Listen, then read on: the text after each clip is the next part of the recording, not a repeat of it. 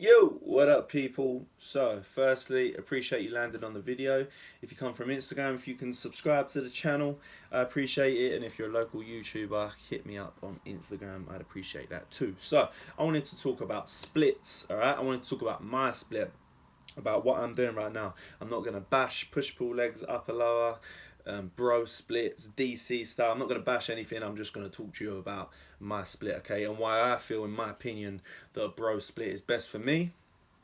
And I'm going to talk you through it, okay. Firstly, why do I feel bro split is best for me? I am now, I'm a pro, man. I'm a goddamn motherfucking pro, alright? I'm a pro bodybuilder now. So I feel that every single muscle needs equal attention, okay? From my traps all the way down to my calves. Alright, so a bro split is definitely going to do that. Every muscle is going to get equal attention, because when we're on stage, you know, we're judged on the fact that every muscle is complete, dense, detailed, you know, round, full, conditioned, all of that stuff, okay? So I feel a bro split for me is definitely going to help me encompass all them qualities that I need to be ticking off. Alright, so here's my split from the top and a little bit of detail about each training session. So from the top, there is no days of the week. This is just the split. I'm currently running a 6-day split, and I have been doing this there or thereabouts for the last couple of years, okay? There's tweaks, there's changes, but there or thereabouts. So Monday, I do, no, not Monday, just day one, alright? Chest and biceps. I love training chest and biceps. Reason why? I only used to do it. And I just think that it feels really good for me. You know, once you've hit your chest, obviously the attachments of your chest and biceps are very, very close, okay, on your humerus. So I always feel like when I train biceps straight off the chest, I get a wicked pump, like really, really quickly. Whether that's just in my head, I don't know, but in my mind, you know, the blood hasn't got far to move from the chest to the bicep. So I just always get a wicked pump when I train biceps after chest, okay? And I'm doing biceps because I want to hit them twice a week, so I'm getting them early in the week. You know, I'm hitting a combination of presses and flies, like kind of 50-50. You know, I'm hitting like 2 presses, 2 flies, sometimes maybe 3 presses. I'm normally hitting 3 presses actually. I'm hitting like an incline, a flat, and a decline press, and then a couple fly movements. Normally it will be like a squeeze type movement before, like a machine fly, and then I'll finish with a decline movement, a dumbbell movement, like a stretching movement to really stretch things out, okay, open it up. I like finishing with dumbbell flies of varying angles, most of the time, or like a tricep dip to really stretch out the fascia of the chest. I think that works pretty awesome. It's something I've done for a long time. And then I move on to biceps. Normally when I start my biceps, I'll start off with like a single arm movement, just because I like the concentration of it, and again I get a good pump off of that, and then I'll finish with like just a simple easy bar curl, or like a normal straight bar curl, or a straight bar cable curl, or something like that. Then I move on to the next session in the split, which is back and triceps. I train back pretty simple, hard, heavy. I don't do much machine movements. Most of my back training is like barbell rows, T-bar rows, one-arm dumbbell rows, pull-ups, pullovers. I love pullovers. So I'll always start every single back session with either a pullover, a machine pullover. So I don't do lots of machines, but I do machine pullover, or reverse grip pull downs, or pull-ups. Okay, they're my 3 top movements to start back training. I just feel like I get a lot of engagement in them 3 movements, especially machine pullovers, but obviously you don't want to do the same every week. So yeah, they're like my starting movements. You know, if I don't start with a machine pullover, then I may still have it in like a second or third session as like the second or third exercise, but it's not every workout, but I do love that exercise.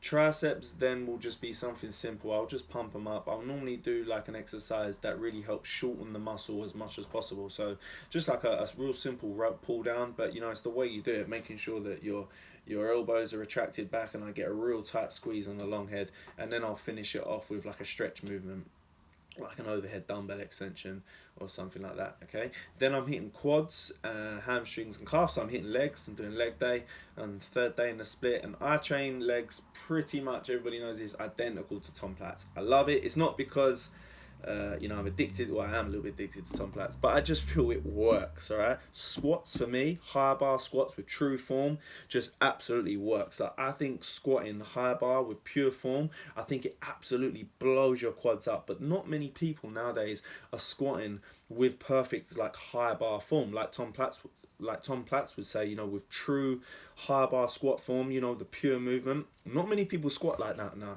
You know, you see a lot of the big guys out there squatting like 5, 6, 7 plates, and you're like, oh yeah, they're smashing weight, but they're not really, because they're not actually doing a high bar squat, you know, a quad dominant squat. All they're really doing is a glorified hip thrust. Okay, let's have it right. Most people squatting nowadays, you know, they're doing a glorified hip thrust. That's all they're doing. Their ass is out like a 45-degree angle, and they're just thrusting the weight up. They're not using their quads to move the weight. Okay, if you develop a proper high bar squat with pure form, and that takes a lot of time and dedication, because most people don't have the mobility to do a high bar squat, because they've lost it, because they sit down too much, and they, you know, they don't mobilize themselves, they don't stretch, they don't focus on that aspect of training. So if most people develop that high bar squat, I believe their quads would grow exponentially. Okay, so I do a Tom Platt style session. I do squats, high bar squats, hack squats, leg extensions, and then I move on to hamstrings. I'll normally hit like a lying hamstring, like a standing single leg curl, then a lying hamstring curl,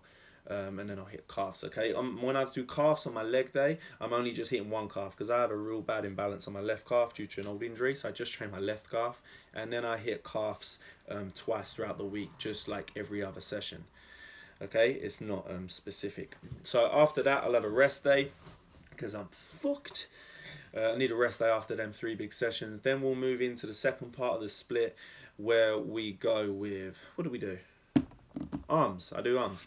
So I'll go straight into arms, biceps, triceps. You know, get a nice pump. I also train delts on that day. Reason I don't do delts too much at the minute is because my delts actually blow really quick. So I don't train delts too much. I literally just do like side laterals and front raises on my arm day. Okay. When I do arms, it's the same sort of layout for triceps and biceps. I always start with triceps, because I feel like having a good pump in the tricep helps me contract the bicep. Okay, you know, your arm's always trying to be extended because the tricep pump, and then once you've got a good pump in the tricep, you go ahead and hit biceps.